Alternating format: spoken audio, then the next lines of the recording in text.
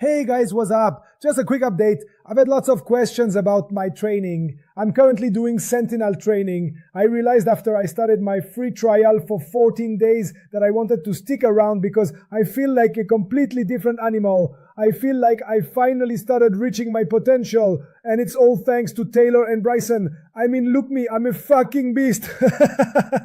Stop being a little bitch and go to trainingsentinel.com. Love you. Yeah, you can scan the QR code in the bottom middle of your screen. I really regret putting a swear word in that. Like swear, that just is going to ding every show. Whatever. It's fine. Hattie, Kanyo, how are you? I'm wonderful. Really good. I think we've only spoken once. I think it was on Kill Taylor. You called into Kill Taylor a couple of times. I think I was on one and wasn't on the other. Yeah. I think they're the only times we've spoken. Is Hattie short for something like Harriet, or is it just Hattie?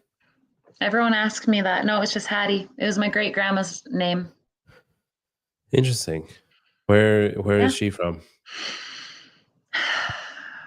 I don't even know. I think their background is maybe Scottish. Okay. Yeah.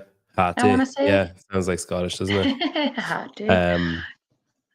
Yeah, because that's what I went to sleep thinking about last night. Perfect. Not in a weird way, but I was just like, it has to be short for something. Hattie is most commonly a shortened version of the name Harriet. Okay, so if it was, it would be. It can also be a nickname for Henrietta. It doesn't sound anything. That's like what I've heard too. Someone asked me Henrietta, and I was like, no way, man. It's just Hattie. God. No offense. Well, full offense if your name is Henrietta, but your parents don't like you. They called you Henrietta. Yeah. They wanted a boy and then panicked. Thank you for not calling me Henrietta. Yeah. In the UK, it would certainly be Harriet. Yeah, I would have thought Harriet or hello, Augustus. I bet Augustus has two tabs open. This one and Hitter. So Hitter's live. Yeah, Hitter's live right now. So if anyone wants to, I don't know, come on over here. Yeah. Yeah. Well, I can't talk to people that aren't here, Hattie. Like if they're here, they're here. If they're not here, they're not hearing this. So CrossFit Games, second year, 2 in a row. What was it like? So when you finished last year, did you say going into this season, did you feel an extra weight of pressure, or was there a difference in approach? Because last year was like, oh, hopefully I'll qualify, whereas this year was like, shit, I qualified last year, and I'm walking out onto the floor with people who are like, oh, she was at the games, I need to qualify. Yeah, I feel like there was a lot more pressure this year, and like me being injured, I felt like even more pressure because I didn't know if I was even going to be able to go to NCC. And I just really wanted to make it 2 years in a row, but I had people telling me like, hey, it's not the end of the world. You know, they were telling me all these different things. Hey, this is a weird season anyway. So this is like the season, you know, to take off if you're going to take off a season, you know, all these different things. And I was trying to put that all through my head, but it's easier said than done. I still was putting a ton of pressure on myself because, you know, I'm very competitive, and I am hard on myself if I don't, you know, reach my goals. So, yeah, I would say there was a ton of pressure this year on myself that I put on myself. Was there ever a period of time where because all your eggs were in this basket? Am I right in saying that? Like it was like NorCal or bust, basically. From that was like the furthest away that you could conceivably be ready. Yeah, for sure. I mean, in my head, I thought maybe I should just try online. Maybe I should just try TFX. But I had people telling me, hey, you only had one shot last year. So why would we go compromise what's going on, you know, when we only had one shot last year? So let's just try and do the same thing this year. And obviously try to get better for that competition. What was the injury, or was? It's shoulder. Okay, that's all I'm going to say. Really cryptic. What percentage would you say you're operating at now? I would say it's weird. It's different. You know, one day will feel really good, and then the other day, I mean, 2 days ago, I was in tears because it hurt so bad. It's just like aftermaths of what's going on. So I'm getting like pain in different areas. And so, yeah, just some days are a lot better than others, but I'm able to push through it for the most part. Is there movements that aggravate it? Like, because you can't really avoid anything now, I'm guessing. With yeah, and that's the hard part. Is there certain movements that you're like, oh man, this is going to be a rough afternoon? Or is it like the next day? Is it during or is it after? Is it sore? Man, if you were to talk to my coach, he'd be like, you are all over the map, because one day one thing will feel okay, and then another day another thing will feel like deadlifts the other day did not feel very good. And it's like, okay, why is that hurting my shoulder? You know what I mean? But I think it was just it was heavy deadlifts, and it was just putting a lot of pressure on it and pulling on things that I didn't like. But yeah, before NCC, I didn't do cleans and ring muscle ups for like 5 months. And then we had 30 ring muscle ups for time. So that was cool, but it actually went really good. And I felt good going into that comp. So I don't know. I always say adrenaline's a crazy, awesome drug. So maybe it was the adrenaline, but maybe it is. I feel like it is getting better for sure. But there's nothing that I really can't do right now. I would say we're on the up for sure, but some things definitely aggravate it more than others. You don't have to tell me what's actually wrong, but I'm curious why. So I understand team sports where there's a squad or a team that you're picking from, and managers or coaches might be cryptic about availability or who's ready, who's not ready, who has some kind of small injury, who has a big injury, when the return date might be, for a litany of reasons, but mainly because you don't want to give the opposition the advantage of knowing. Say if we're talking about football and it's like, all right, Hattie has a sprained wrist. She's their quarterback. That means the other quarterback's going to come in.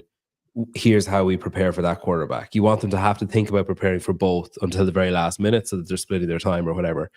Why do you think CrossFit athletes are like that? Why do you think, is it like a mental edge thing that they don't want anyone else on the floor thinking that they have a weakness or something? Because it's not you. It's not unique to you. I'd say it's everybody, more or less.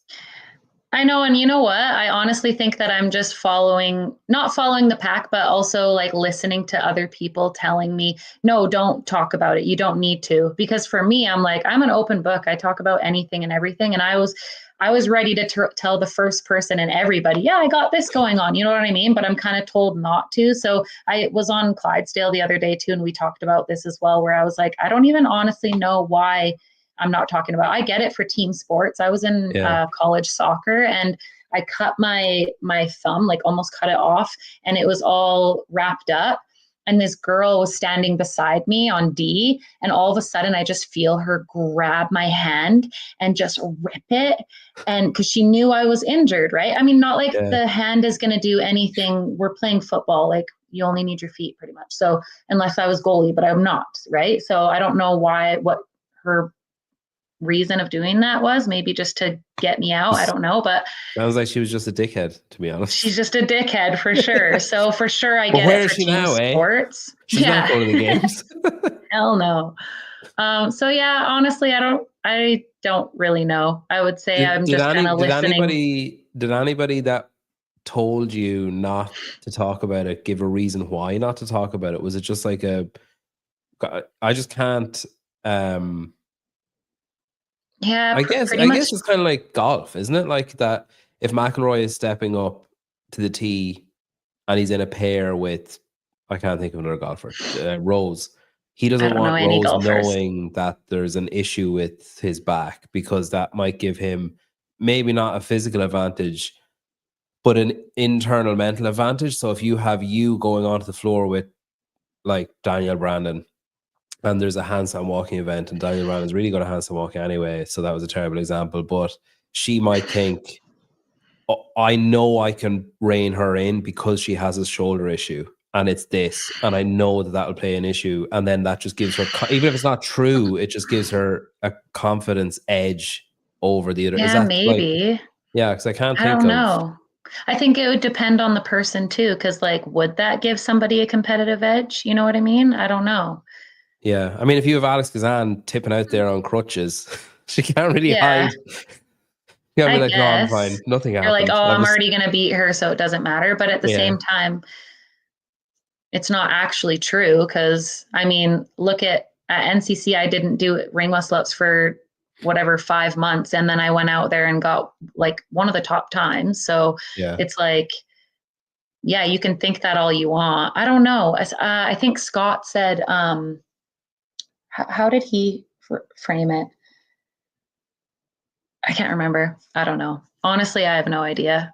I'm just I saying think, his shoulder and then yeah, I think whatever. for some people, it's probably like sponsor thing. They don't want, they don't want to display public, uh, what might be perceived as weakness or an increased likelihood to withdraw from something because of sponsor pressure or perceived sponsor pressure or, Or like well, an if, excuse. yeah. That's what Scott said, is that it could be like an excuse on why I didn't make it or something. But I told him, I was just like, if I didn't make it, I wouldn't have said it was because of the shoulder. It's because I just didn't go out there and perform the way that I wanted, because I went in there feeling pretty good. Again, adrenaline is a crazy thing. Like, I don't know. Yeah, it's interesting. Was there points during when did this happen? Was this like after the Open? It was at Wadapalooza, so I wasn't able to finish Wadapalooza. I didn't finish the last event, which I'm sad about because it was a sick event. But the medical guy said that he thought I fractured or something, fractured my collarbone. But right away, I was like, that's not what it is. Yeah. So yeah, that was actually, so it's AC joint, but then it's some other stuff going on back here. But then there's just so much going on, like in my neck, in my head. So Yeah. Like there's just a lot to overcompensating it. or like a knock-on effect kind of thing. Yeah. He says as if Yeah. he's dealt with major injuries. So was there points then, like did you coming up to the Open, I guess 1% of the Open isn't a huge challenge for somebody like you, but were you still coming up to the Open, were you like, oh man, if I don't get to do this, or did you know you'd be fine for that? I mean, the non-confident part of me, which that was me before CrossFit. So like I needed to work on my confidence so bad. So subconsciously a little bit, I thought, oh man, what if I don't make it, But my coach assured me, hey, you're going to be fine. Like we just need to be diligent with these workouts and, do our best. Try not to redo, but if we have to, then whatever. But yeah, just for the sake of your injury, try to just get it one and done and, go out really hard. And yeah, I was able to do it. So And what about beyond that then? Were there points where you thought you'd have to withdraw, or was NorCal always like, okay, I'll be fine for then, hopefully?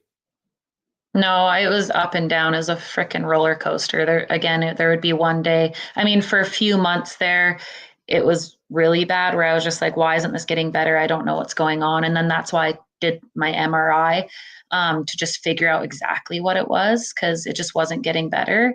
And then when I kind of figured out what it was, um, that just put an ease to my mind. But then I had a lot of people say, hey, people have this injury and they can do really well with this injury still. So a lot of it is in your head, to be honest. Yes, I have that thing going on, but when you're just sitting there being like, oh, if it hurts, if you're only focusing on that thing, rather than letting that go and focusing on the rehab or the getting better over here, when you're constantly just in your head, I feel like it's almost making it worse.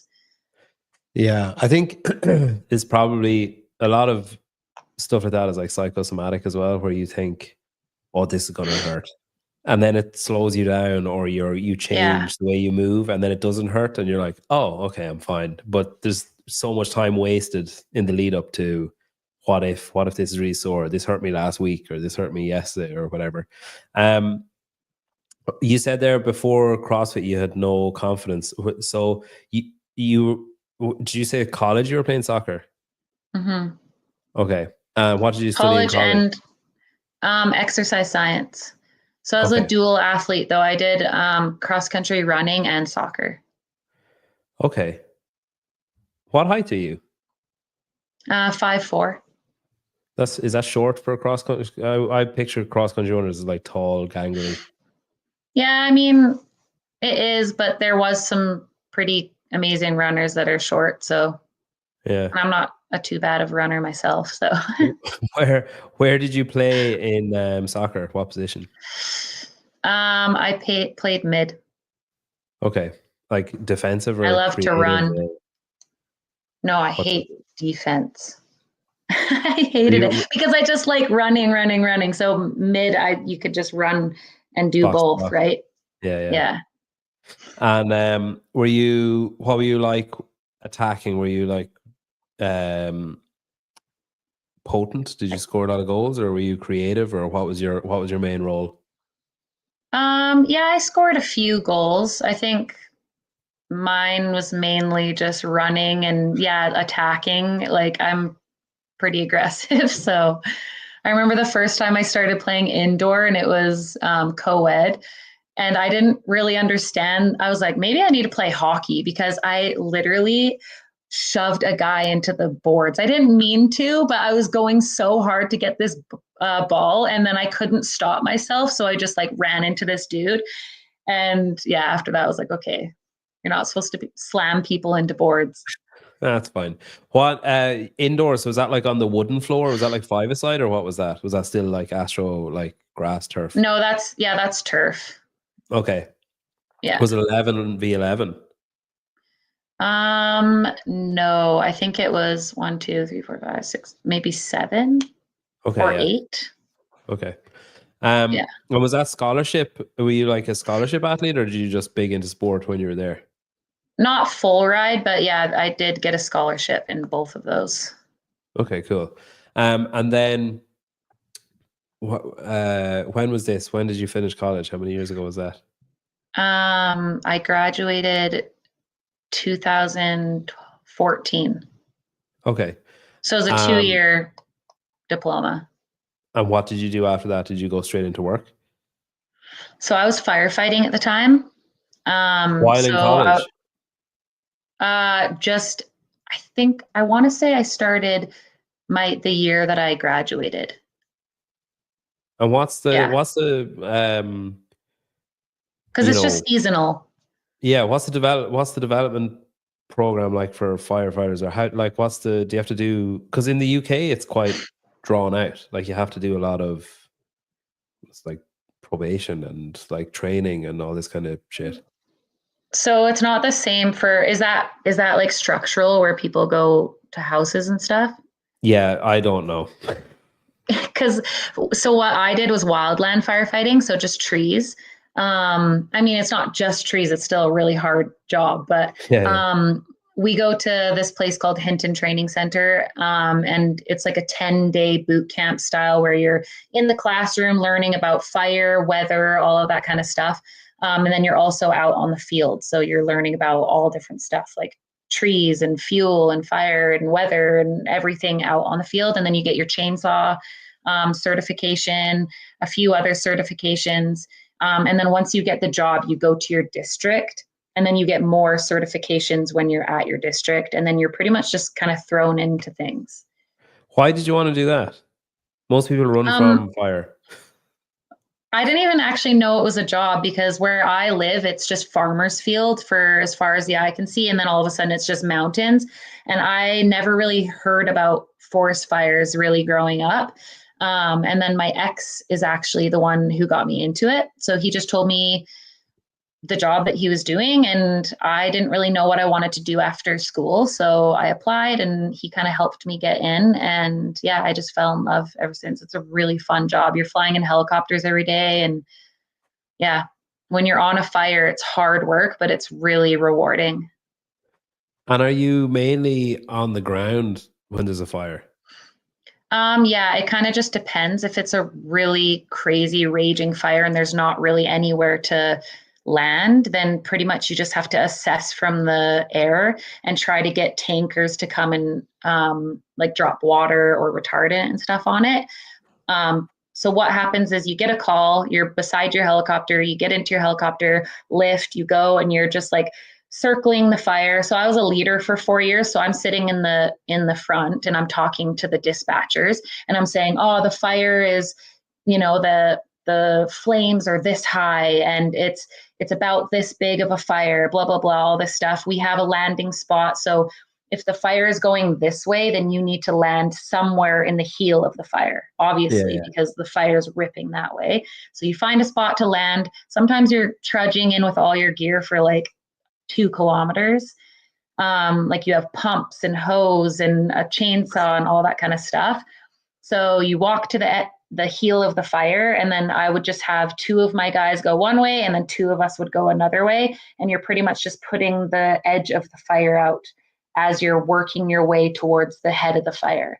And then me being a leader, like I would have to be on the radio a lot of the times talking to other helicopters and those tankers that come and drop. And we would tell them essentially where to drop water and retardant. What do you call me? Retard. I heard, Ortega's thinking the same. I heard retardant, and I heard retard. And then I also heard hose, and I just thought of like hose. So you, okay, so 2014, you started doing that midway through 2014, you think, or like early 2014. Whereabouts in Canada are you? 16, 17, 18, 19. Sorry, I'm trying to think about the years. I'm in Alberta, the west side. Okay, and how common are forest fires? Is it always like, say, midsummer to early fall kind of? Would that be right or no? Yeah, about that. How frequent? It depends. Like last year and the year before were insane for fires. This year, so my boyfriend is actually doing it. This is his 4th year doing it. They're on a fire right now, actually, but this is a really slow year. So he's only been on a couple fires. And last year they were on, I don't know, probably 20, 30 fires. Wow. Okay. And are all of them naturally occurring, or is there like ever kind of nefarious fires? Well, for the most part, it's just lightning. And then, there's some people who light fires or whatever. And then everyone thinks that fires get started by a cigarette butt being thrown out of the window. The stars, the moon, and the sun and the whatever, the whole freaking universe has to align for that to happen. Like it has to be super, super, super, super dry, super hot. The wind has to be going for it to start. So that doesn't actually, not saying flick your butts out. Still don't do that because that's littering. It's fine. Yeah, because we don't for obvious precipitation reasons, we don't really get forest fires here. Is there any? We get bog fires sometimes. So we've loaded, like, do you guys have heather? It's like really dry, like spiky kind of shrub. I don't know, like it just grows in the wild, but I don't know if we do. If it gets crazy, it's like kind of mountainous or like where the ground is shit, it's where it grows. So a lot of it in Ireland, but it's quite flammable when it's dry because it's almost like fir trees, like Christmas trees, like needly kind of. But yeah, that's the same as the States. Like it's kind of similar terrain to that. Like especially in Montana, I went to the States a couple of years fighting fire there, and it's pretty similar there. Is it more intense than Canada in the States? Because it's more. I feel like it's hotter. And like grass fires are a lot more dangerous. They can be anyways, just because it rips through that like nothing, right? And same with that small shrub. It goes through that a lot faster than, the Christmas trees or whatever.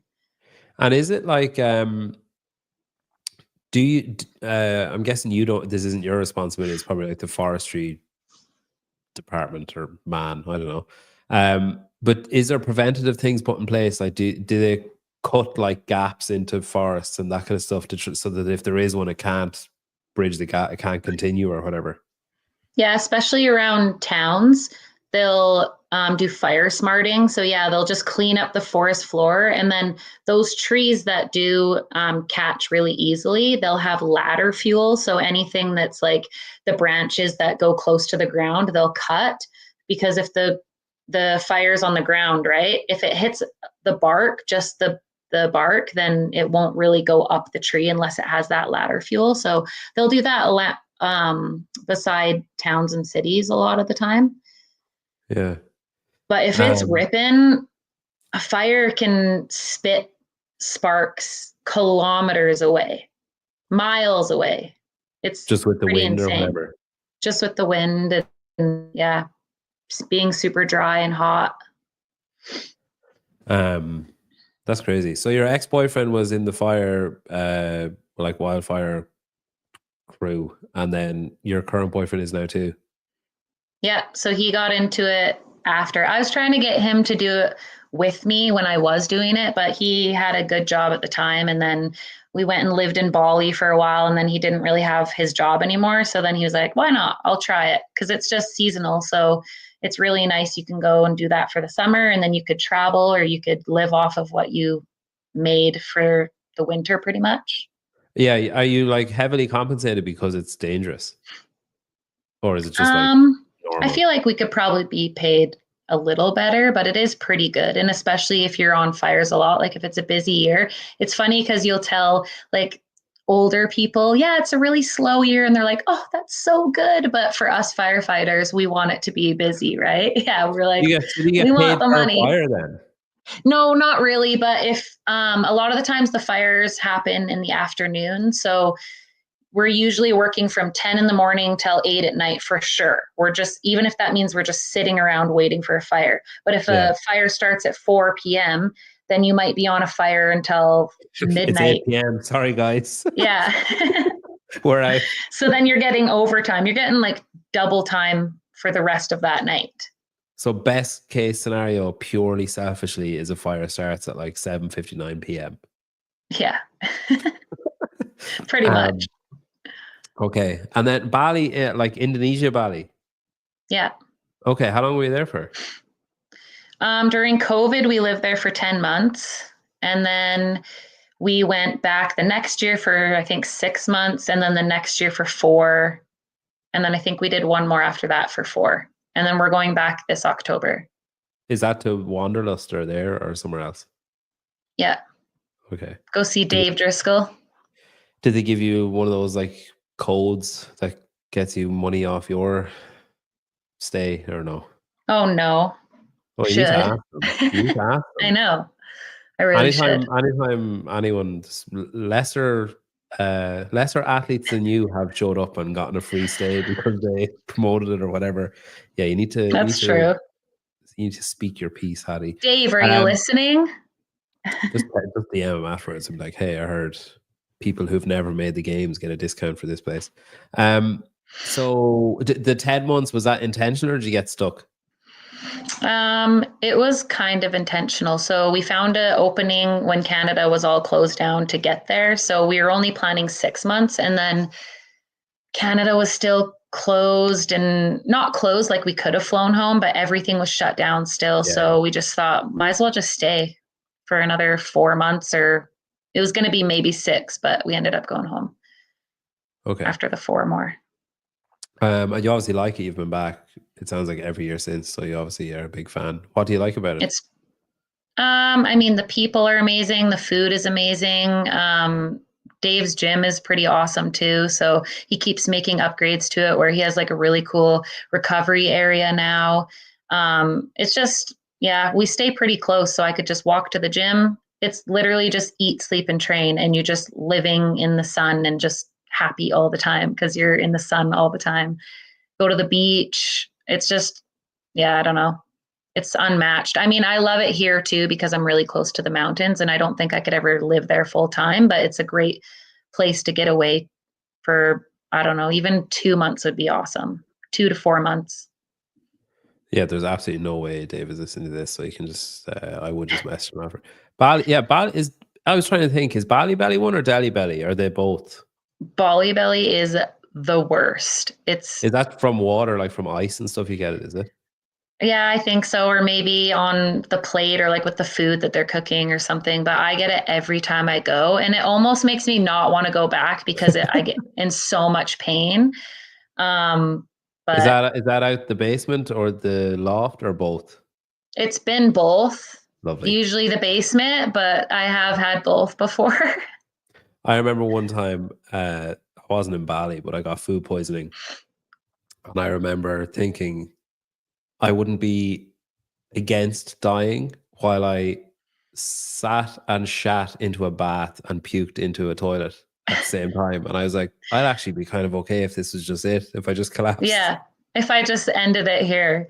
I know I had food poisoning last year. Actually, I was going to the city that's close to us. It's about 2 hours away. I was going there to train with some friends. And my friend and I went for dinner that night to, it's so sad because it's one of my favorite places, Olive Garden.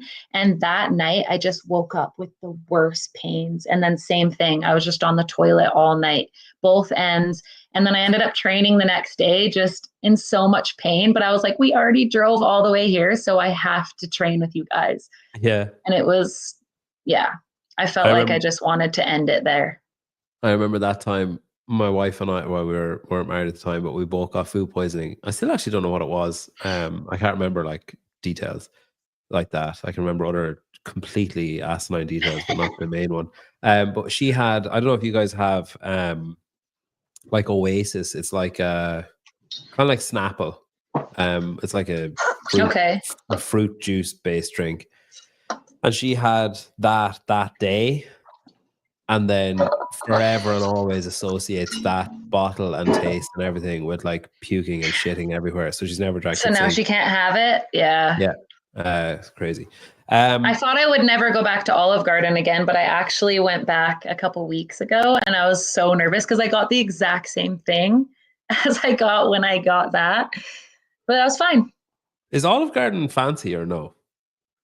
I mean, it's Italian food, and it's kind of, but it's not crazy fancy. It's really good food.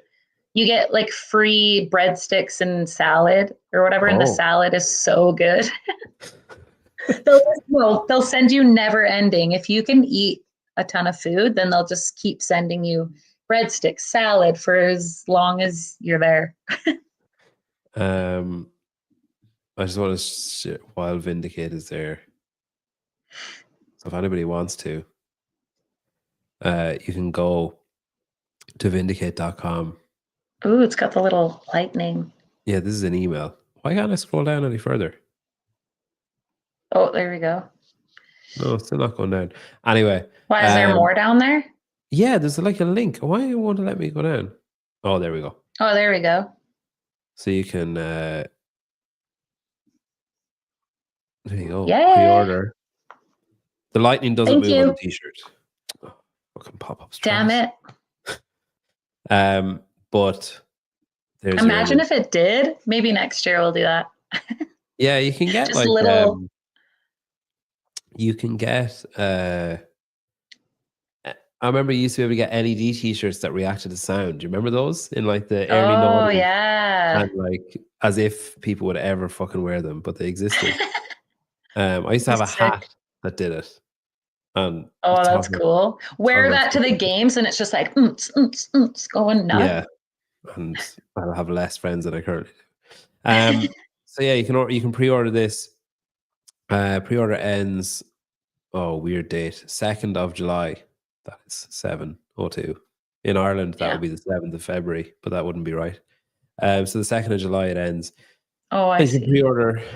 You can get an absolutely massive one if you want to have a tent, or you can go back down to regular sizing. I appreciate it. What's that one? A journey of 1,000 miles starts with a single step. Very true. Okay. Why are we like that now? Why are we like that? Oh, it was so nice. Oh, there you go. So yeah, you can go to vindicate.com and you can buy a t-shirt to support Hattie and wear her face on your 10 faces. chest. Yeah. Here's an interesting one. This is off topic. CrossFit says no, its kitchen was modeled after McDonald's layout. Did you know that the affiliate owner told me this the other day? If you want to have a McDonald's franchise, it is £1 million. This is in the UK, and he told me it's £1 million to have a McDonald's franchise, and you have to work in a McDonald's for 2 years. I think he said, and they're A breathing down your neck. million? Yeah, you have to have $1 million. Like you have to have it. Like you have to say, here's $1 million in my account. What's 1 million pounds in? I'd say about 14, like $1.4 million, is it? 1.8. Good Lord. What? This might be unique to the UK compared to America. Anyway, £1 million, and you had to work in a McDonald's for 2 years, and you had to be really like hyper aware of, you know, everything. You couldn't just walk in and be like, fuck it, I'm going to start at McDonald's. Right. KFC is £1.5 million. So it's more expensive to open a KFC. And I was like, surely McDonald's is more like, is You it would think. like a better brand or better? Yeah. But he was like, no. So he thinks They're more bougie. you don't have to do the 2 years. So it's basically like you're paying $500,000 or £500,000 to skip the queue to be like, I just want to open it tomorrow. You can just open it. Yeah. I kind of like McDonald's way though, because then you'll know everything about it. And I mean, that's why you say it's a better place. Yeah. And he was saying that I don't know. He was using it to illustrate his point at how retarded some affiliate owners are by saying 4,500. But he was like, it's a million if you want to have McDonald's and that level of input, and they're breathing down your neck constantly saying, where's our profits? Where's our profits? Where's our profits? Anyway, actually, there's another comment here from John Young, where is it? This is complete self-sucking on John's part. He does not mean this as congratulations to you. Congratulations on making the mountain, Hattie. Like, he could give two fucks if you're on the mountain. He could give two. He's self-promoting. Fucks. He didn't even say I was going to make it. Frickin' John.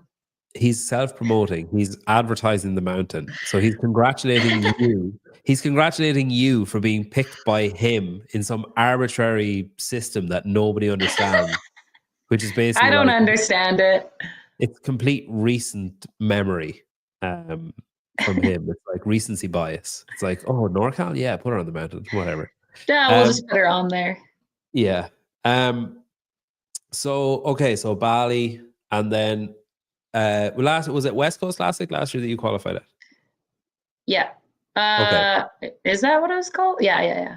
I'm yeah, like, I don't even know. Yeah, it was West Coast. Yeah. The one with more athletes than spectators.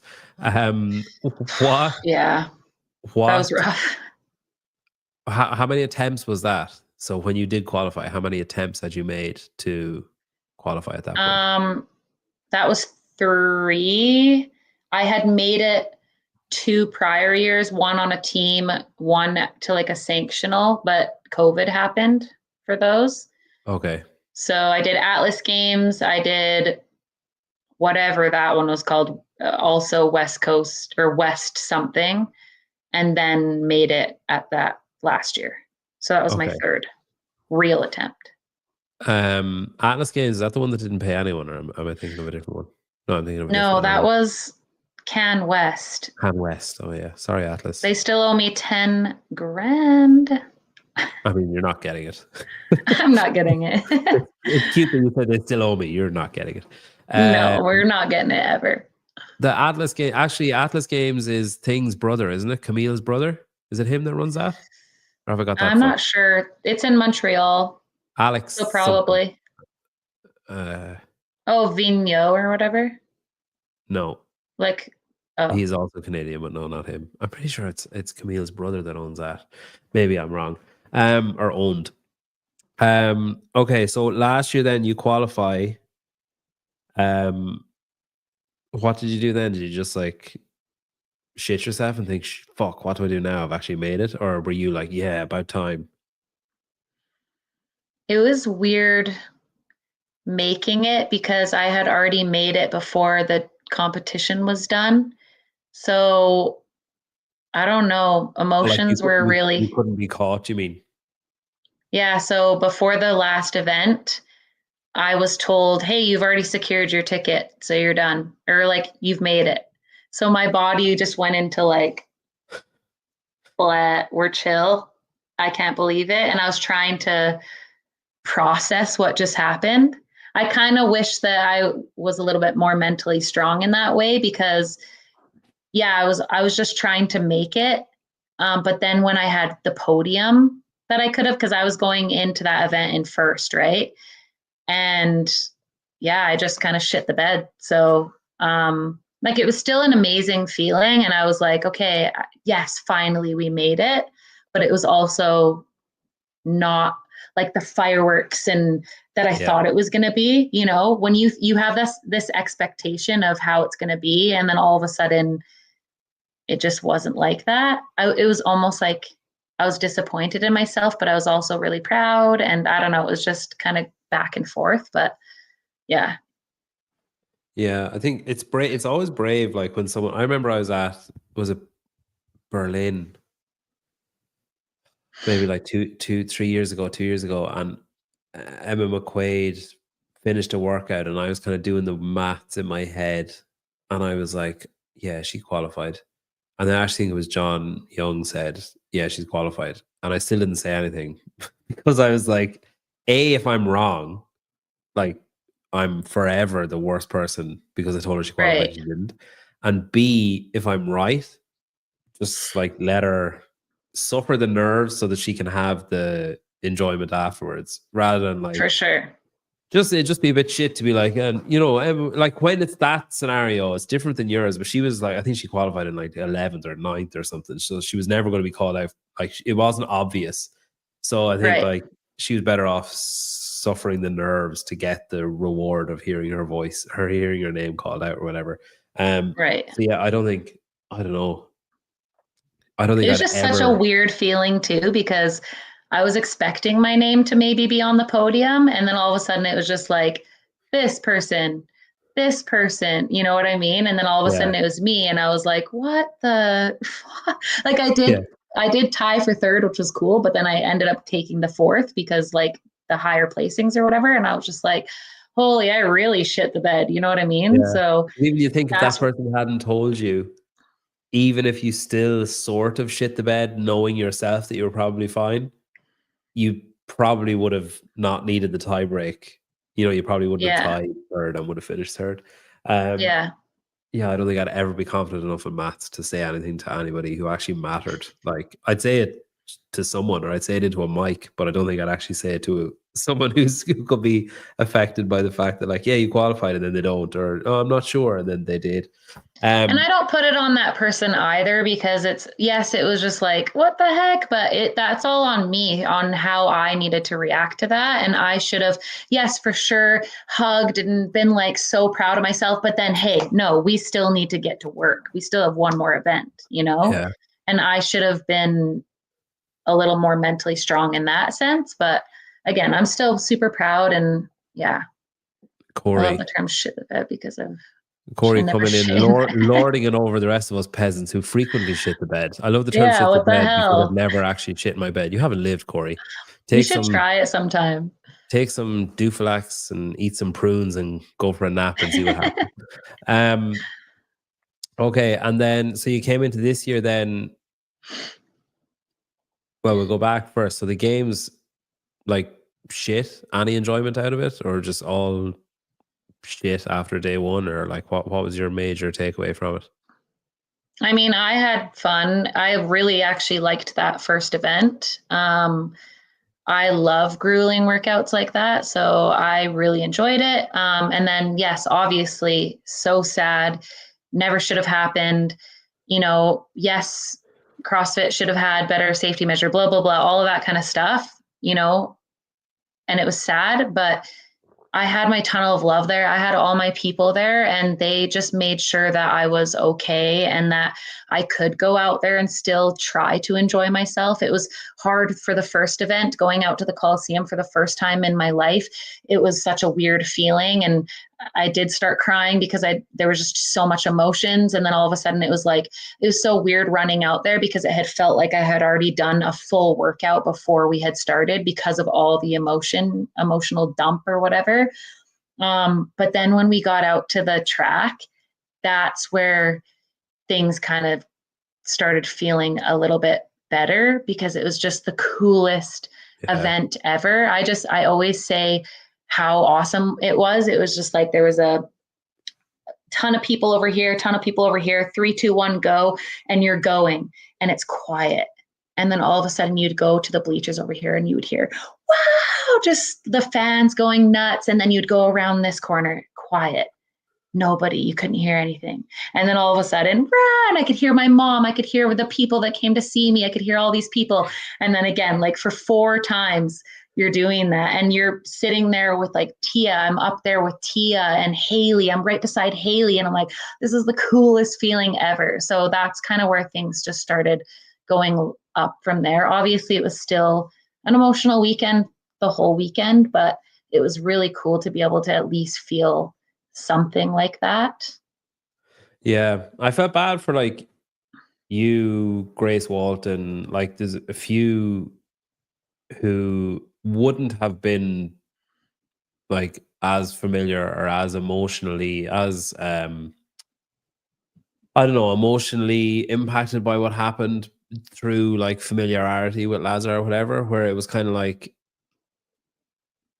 you should, I don't know, like that you it's almost like people couldn't enjoy it because they'd feel guilty that they were enjoying it, or like couldn't, you know, relax into it because it's like, oh, like that person just gave me a look and I shouldn't have smiled, and now I feel like a dick because someone's dead and I smiled. And there was just that constant like it was so going downstairs in the warm-up area, it was just like a fucking funeral. And then you go up to the thing and it was like a party. But then the event would end and it would suddenly be like a funeral up there, and then you go back down again and it's another way. That's why it was so roller coastery, because it was like that. Like that first event, us going out there, silence, no music, no anything. And I get it. We were trying to, you know, figure it out. But I was like, if we're going to do this for the fans, for Lazar, for ourselves, for whatever, then we need to, whatever. I don't know.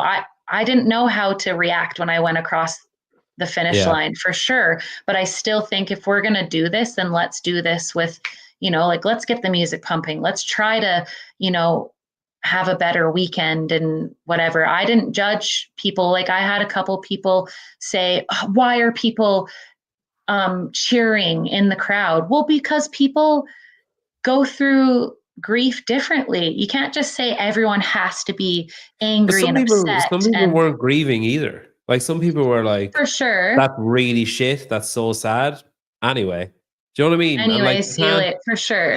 But I didn't understand that. Yeah. And I didn't even know him. And I just don't do good with death as it is, even if I don't know somebody. And so for me, I didn't understand, because there was even an athlete who was just like, yeah, it's sad and all, but I just want to compete. Let's go. And I was just like, wow. And that was hours after that had happened.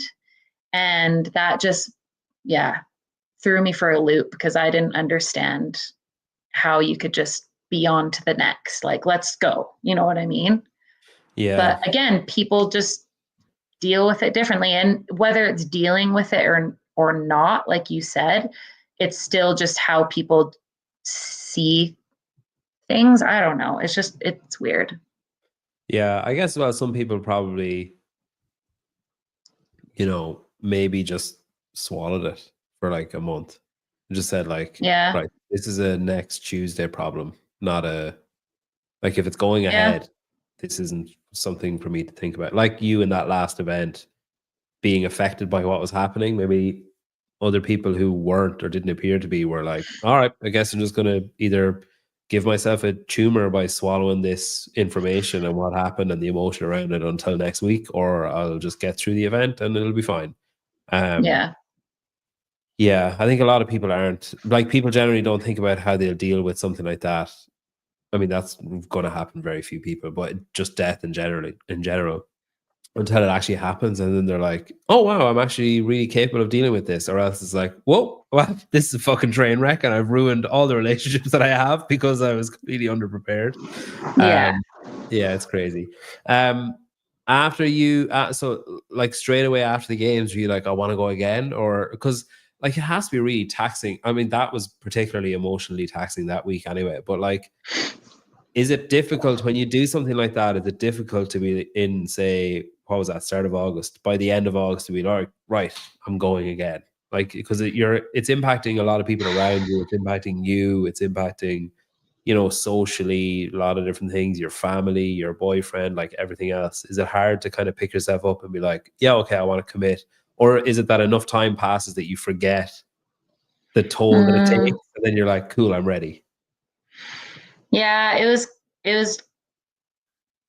definitely weird at first. So for the first week, I just laid on my couch and ate Wendy's and ice cream and whatever else. Like I always say, I was just like depressed on my couch. Like, I don't know what to do. This was crazy. There was just so much emotions going on. And I'm an empathetic person. So I just like carry so much emotion. Like when someone's sad, I'm like, why are they sad? Oh no, now I have to be sad because I don't know why they're sad. Are they sad because of this? You know what I mean? And so I think it was just so much. So then, yeah, I was just laying on the couch for a week. And then after that, I didn't know what to do. So I just immediately went back to the gym because that was familiar to me.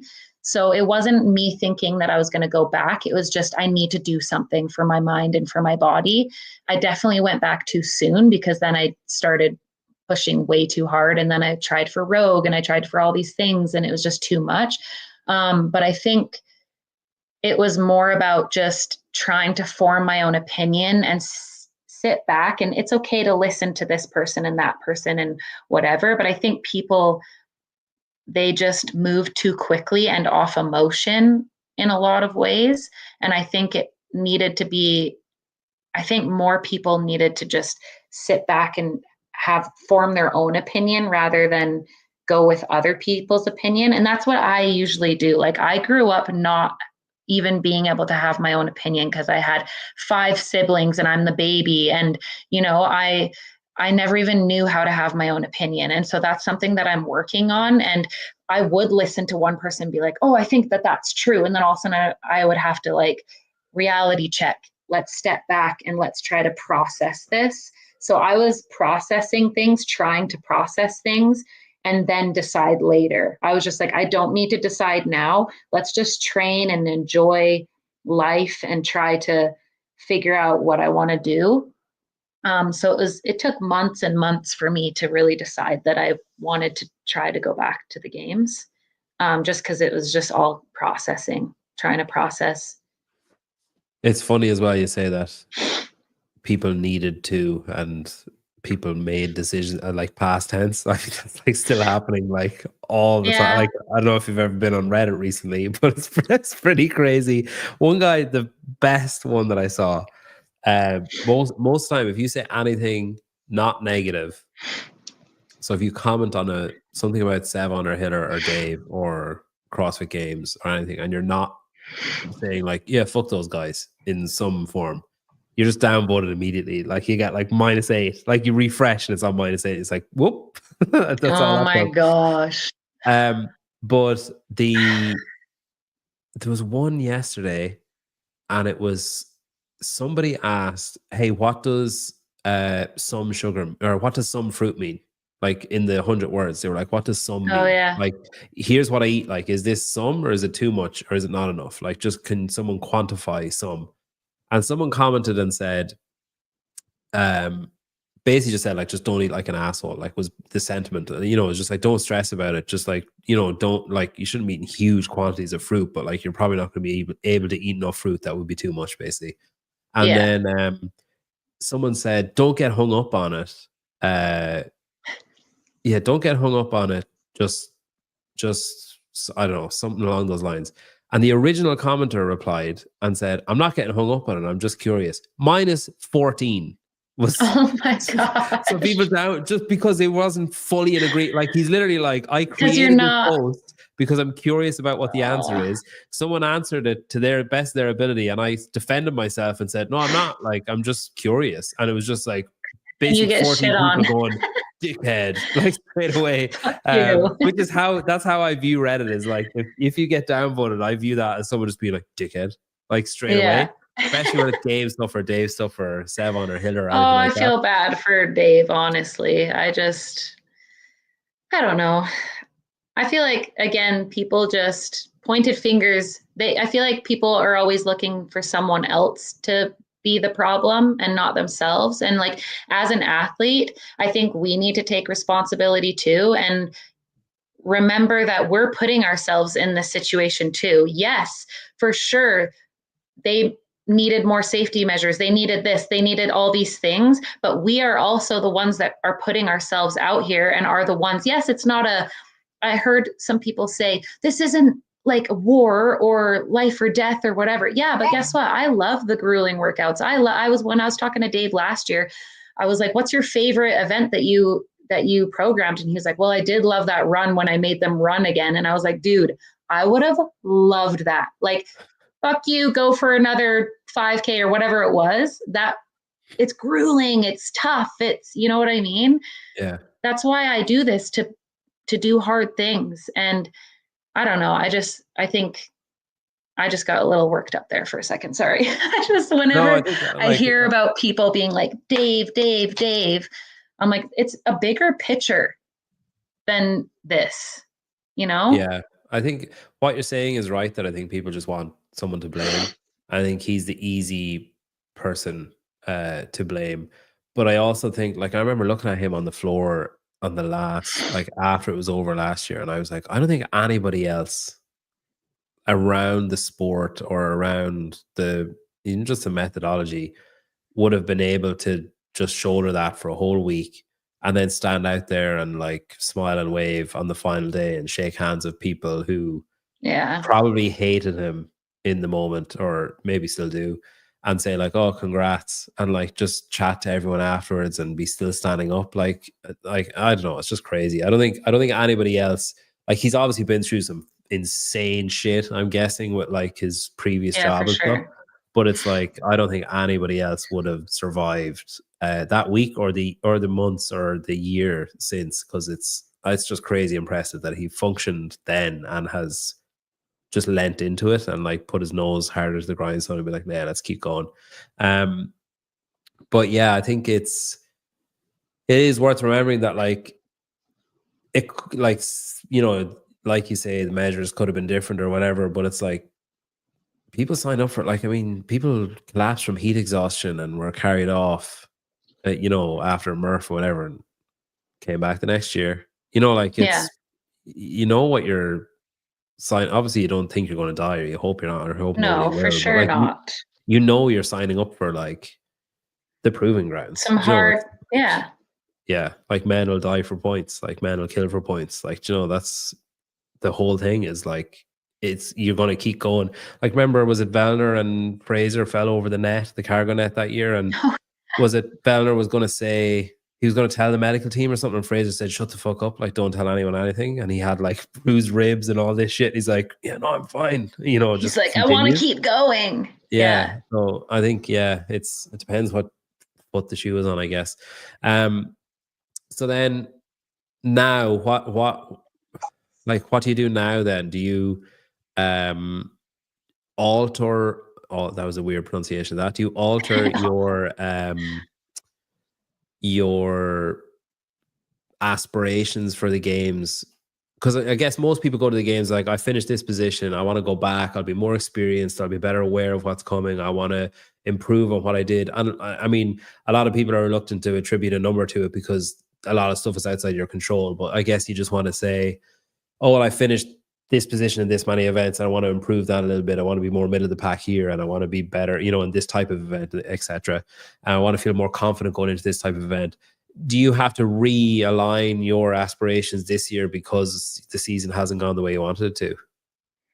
I mean, kind of. Obviously, I still would like to place higher than what I did last year, but I'm kind of not the person to say, oh, I need to be on the podium, I need to do this, because when I put too much expectations on myself, then I don't end up performing the way that I want. Like that last year when I made it for the first year, I went in so relaxed and I just felt so confident in myself. And that was huge for me because, again, like we talked about before, confidence was my biggest limiter, right? It was just something that I needed to work on. And I just went in being like, let's just go have freaking fun. I have like Savon always says, the tunnel of love. I had all my people with me and I just loved it. And so I want to go into the games this year kind of feeling the same way, of just trying to go enjoy myself. And obviously, if that means that I place higher, then awesome. But I just want to have like a better games experience, I guess, this year, like a more normal games experience, I guess, this year, right? Because we did kind of, as rookies, not really get that first year. I'm kind of seeing this year as my kind of first year, just because I think a lot of things were a little glazy, if that makes sense. Like I said, going out to the first Coliseum, like running out to the Coliseum on your first time ever, it was just weird. And I felt like it wasn't normal. So maybe this year will be a little bit more, okay, now I'm actually looking at the people and enjoying what's around me. And you know what I mean? Yeah, you're not running into a vacuum. Yeah. Like there's actual noise. Exactly. The last year then you said that you tried for Rogue, you did Wadapalooza. Do you think there's an element when, is there a lesson that, maybe a harsh lesson that every rookie has to learn, that they make the games and then suddenly all these opportunities open up or demands surface where it's like, all right, you made it the games. Here's this, look at this contract. This is great. You get like free whatever and you get money and clothes and whatever else. And it's like, you just have to do this, this, and this. And then it's like, okay, cool. It's like, here's this other one. You get this, but you just have to do this, this. It's like, okay, cool. And then it's like, oh, this qualifier is coming up and this sponsor expects you to qualify for that event. And this qualifier is coming up and, you want to that's Rogue and you want to qualify for that one. And then suddenly you're like, wait, I have to do all these posts and I have to do that stuff. And then I also have to do this. And then I still have like to train and stuff and compete. And do you think every rookie just goes through that after their first year where they're like saying yes all over the place and then suddenly be like, oh, fuck, like this is not the way I thought my career would be? Yeah, kind of. I mean, I was lucky enough to have some sponsors beforehand and they were all amazing and pretty chill about that kind of stuff. Like, obviously, I posted as much as I could for them and stuff like that, but they were all really chill about it. But now, yes, I have been kind of saying yes here and there, but I've also tried to step back and be like, okay, I mean, for me, it's about finding people who I jive with and who I want to be friends with and that kind of stuff. It's not just, oh, I'm going to get a sponsor to get a sponsor. So, I like to have a connection with my sponsors. So again, the people that I'm working with, they're all really understanding and they understand that I'm going to have to post for this company, this company, this company, this company. So they're all really, really great that way. But yeah, it is a lot for sure. And it's like a love-hate relationship with Instagram because I don't want to be on there all the time, but I also want to be there for my sponsors. So yeah, I don't know. It's a lot. I'm lucky enough for my sponsors not to be like, you have to do this qualifier, this qualifier, this qualifier. I haven't had that. It's more of just posting, organically and links and shit. Yeah, and links and stuff. So yeah. Can you post this really specific copyright, but make it sound organic and like you just thought of it yourself? But it's not. Yeah. My favorite is what player was it? Was it like Victor Anichebe or someone? He played for like maybe Charlton or someone at the time, and he posted an Instagram and they lost a game and he posted an Instagram post of like a photo. And this caption was, just say something like, thanks to the fans for showing up. Like he left it. He just literally copied and pasted, but left the initial line of just ChatGPT or something. Yeah, it was like, just say something like, and then a quote, like a quotation mark, and then a finished quotation mark. It was like, or whatever you think is appropriate. And like that was at the beginning, and that was good. At the end. Yeah, I thought that was so funny. And like he couldn't give a fuck. He's on like whatever, 150,000. Probably got a million. Yeah, he doesn't care. Yeah, that's gonna be my new caption. My next caption. I bought Gym Reaper shorts because Justin. I tell you what, I'm actually wearing a pair of Gym Reaper shorts now. They are actually. I think they reached out to me actually. The shorts are actually incredibly good. They look nice. Yeah, I'm not a big fan of the t-shirts, but the t-shirts are just t-shirts. Like they're just like cool, yeah, classic like t-shirts. But the shorts are very nice fabric. What else? What should happen really is more athletes should join Media Launch, and then like we take care of all the posting and all the scheduling of posts, making of posts, the creative ideas, the content, because athletes aren't influencers. or content creators. They shouldn't have to be. So we do it for them. My lamp got really bright there as I was saying that. Oh, like, yeah. What? The it's not sun like will God. come out. Yeah. It's not like God is speaking through me. I guess that was my sign. What is it called? Media launch. It's like me, Okay, Susa, I'll take a look. and Jay, and we like just take care of everything for you. Nice. We can't do any firefighting stuff, so you're on your own for that if you Damn it. continue with that. But okay, so then do you know beyond, are you just like, all right, the games is in what's like 40, it's like 40 days now, is it? 42 days or 40 days? Something like that. Do you know anything beyond that yet, or are you just like games? Probably, I mean, I would like to try for Rogue again. I think it'd be really cool to get to Rogue. Other than that, I haven't really decided yet. I know I won't put as much as I did on my plate as last year, because I honestly think that's why I got hurt. I went into Wodapalooza with a bit of a sour attitude, and I shouldn't have done that. I put myself in that position. So you need to just go and put in your all, or don't go at all. You know what I mean? So I definitely learned from that, and I need to be more intentional with where I want to go and what I want to do. I made an account called Jim Reaper to DM. So yeah, it was be you, discerning, CrossFit. be discerning on whatever messages you reply to. You can go to Crash too. I'm sure JR would love to have you down at Crash. Oh yeah, Crash would be cool too. Yeah, it's like, unfortunately, because of the timing of Rogue, it's kind of an either or, because it's like 2 weeks before, and Rogue is in Scotland now, so which is kind of makes it tricky. Yeah. But yeah, it's always good. You're not firefighting now? No, I haven't done that for 5 years, I think. Wow, okay. Because of CrossFit, and I did or it for what? 6. You just fell out of love with it. Okay. No, I love it so much, and yeah, I just left to pursue trying to get to the CrossFit Games. Holy shit. 36 days to games, not 40. Oh, damn. Sorry. Do you think you'll go back to it then? I always say I will, but it just kind of depends. I would have to go back to training and stuff too, which is fine. I actually love the boot camp training and all of that kind of stuff, but we'll see. Yeah, I guess no rush yet.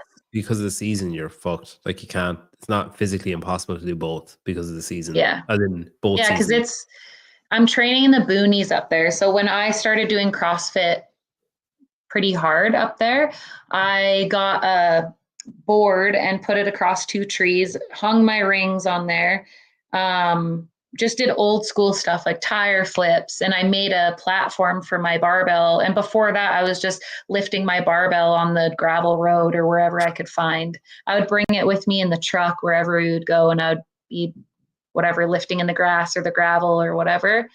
Was that with aspirations to go to the games, or just to get better? At that time, I was just kind of starting CrossFit, and it was just to get better. And I was training as much as I could up there.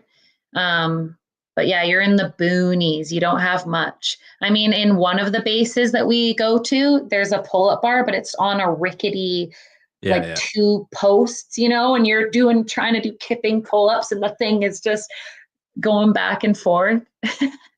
Yeah, great for I did Murph on a playground, playgrounds with the little thing that goes like this. Yeah. So that's where I did my pull-ups for Murph, was on that thing.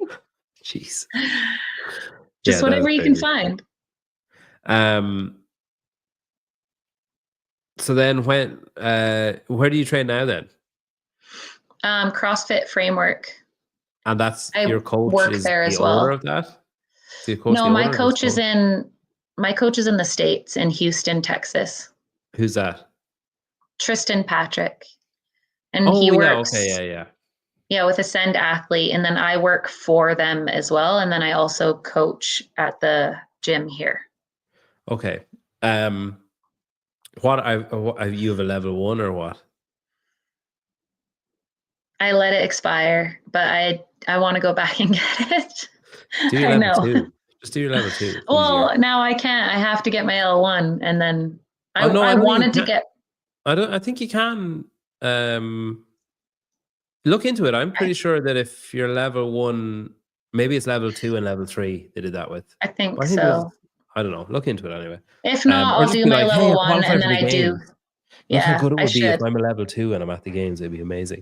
I think there was, maybe it's level 2. If you're level 2 aspires, you can go for your level 3. Maybe that's what I'm thinking of. You have a free certificate anyway, don't you? As in a free go of it after the games. Probably. I should. I'll I'm pretty just sure you do. message Dave and be like, hey. And then you do coaching of classes there, you train there, and then you do programming for what do you call it? Ascend? Ascend. Yeah, Ascend athlete. Not to be confused with Ascent protein. It's No. different.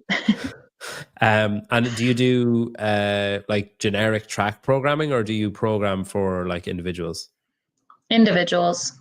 And I how do many gymnastics programming as well. Okay. How many individuals do you work with? I have 12, I think. Yeah, 12. Okay. So pretty right intense, now. like time demanding. Yeah, it's a lot. Yeah. I'm working pretty much every day. But And how many hours do you coach? about 2, 4, 6, 8, I think 10 to 12. So nothing too crazy, but A day? no, a week. Jeez, I was like, fuck me, like delegate. Like, do you train? Yeah, it's just like, yeah, I just coach dawn to dusk and then I train at midnight. Okay, yeah, 10 to 12 a week. Okay, yeah. Did you notice any change? Like, were members of your gym, is it a sporty gym? Like, were they hyper aware of what you were doing and what it meant? And like, did you notice an impact on the gym, or was it just like, oh, Hattie, I like Hattie and she's doing this thing and it's like what we do, but it's really hard? I mean, my community has been absolutely amazing to me. So I think some of them don't really know what the games is, but they still are like, good job for making the competition or whatever, Yeah. right? So it's funny, but a lot of them do know and they follow it. And some of them even came last year to watch me. So it's kind of split half and half, but everyone's been so amazing. And yeah, I love them so much. Yeah, it's funny. Like, there have been moments like that where, I like, even my in-laws, you'd be talking to them about the games and you'd be like, oh, like this, Lucy McGonigal qualified, like she's only like 12 and she qualified for the games, like pretty crazy. And they were like, oh, wow. And I'm like, no, like it's a really big deal. They're like, yeah, sure. And they're like, no, but like, you need to understand how big of a deal it is. They're like, yeah, cool, sure. It's like, be excited. We're throwing a party for this. yeah, it's like, yeah, it's very difficult to explain. I just started calling it like the World Championships. It's like, so she qualified out of Europe and now she's at the World Championships. And then they kind of that's like, a good way to see it. Yeah. Because my one friend on she's my mom's friend, but on Facebook, every time she posts about it, it's hilarious. She's like, Hattie made it to the world fitness competition or something like that, where you're just like, pretty much, yeah. Yeah. She's almost saying you qualified for the World Fitness Project there with that wording. She needs to, get her ducks in a row. Yeah, get it together. Yeah, that's funny. Hattie qualified for something, and it's great. Yeah. I'm going to just clip that clip, but I'm going to edit it so it just says, my one friend, well, she's actually my mother's friend. And then I just like delete everything else you say around it. one friend. Yeah, and she's not even yours. She's your mother's. Yeah. All right. Thank you for coming on. It's been really great getting to know you. You're great fun. Great story. Good thank luck you. with the season and the rest of it, and we'll see you in Albany. Anybody that wants to go to Albany or Albany, if you scan the QR code in the top right, you have a code, do you? What's your code? Hattie 20, I think. Okay, so use Hattie 20 and you can get 20% off. And if you go to Frog Rips, you can use CPW16 for that's the biggest discount that Frog Rips do. Everybody else is 15 and I get 16% off. Wow. And you scan the QR code in the middle there for Sentinel and download GoWad and just get more flexible and more. Get flexy. You can get that for your shoulder. That'll definitely fix it. You don't need to do anything I else. work with, GoWad, but I work with Primal Mobility, so. Okay. I can't. I'll just edit that out. That's fine. You, what's that guy's name again? The Primal guy? Matt. Matt. Yeah. He seems cool. I like him. Yeah, he's really cool. All right. Let me think what's on. What day is today? Thursday. Friday. There'll probably be a games update show tomorrow. no actual Kill Taylor Saturday, but I think there's probably a show at that time. I think Lucy McGonigal coming on Monday, same time. I have Toby Buckland coming on Thursday, same time. Debate Show's back Wednesday, same time. And then next, say Sunday week, Lydia Fish, same time. So that's the week ahead for me, and Spain will be on in the meantime and stuff as well. Hattie, thank you. Thanks everybody for watching. Thank you. Have a great day, evening. I don't know what time it is there. Day. Almost evening. No, it's only 2. Just kidding. Day. All right. Thanks.